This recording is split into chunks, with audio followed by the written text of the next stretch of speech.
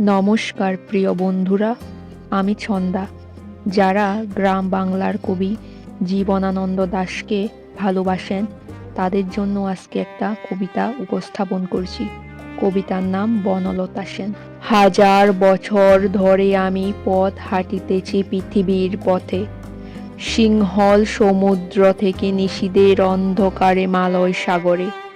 অনেক ঘুরেছি আমি বিম্বিসার অশোকের ধূসর জগতে, সেখানে ছিলাম আমি আরো দূর অন্ধকারে বিদর্ভ নগরে। আমি ক্লান্ত প্রাণে, চারিদিকে জীবনের সমুদ্র সোপেন, আমারে দুদণ্ড শান্তি দিয়েছিল নাটোরের বনলতা সেন। চুল তার কবেকার অন্ধকার বিদিশার নিশা, মুখ তার শ্রাবস্তির কারুকার্য, অতি দূরে সমুদ্রের পর। হাল ভেঙে যে নাবিক হারিয়েছে দিশা, সবুজ ঘাসের দেশ যখন সে চোখে দেখে দারুচিনি দ্বীপের ভিতর, তেমনি দেখেছি তারে অন্ধকারে। বলেছে সে, এতদিন কোথায় ছিলেন? পাখির নীড়ের মতো চোখ তুলে নাটোরের বনলতা সেন।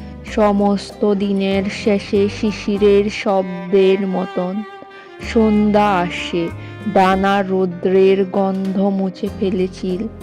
পৃথিবীর সব রং নিভে গেলে পাণ্ডুলিপি করে আয়োজন, তখন গল্পের তরে জোনাকির রঙে ঝিলমিল।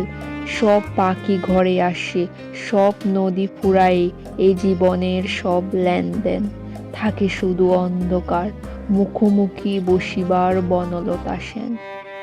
নমস্কার বন্ধুরা, যদি আমার এই কবিতা আবৃত্তিগুলো আপনাদের ভালো লাগে, please subscribe, comment and share করবেন।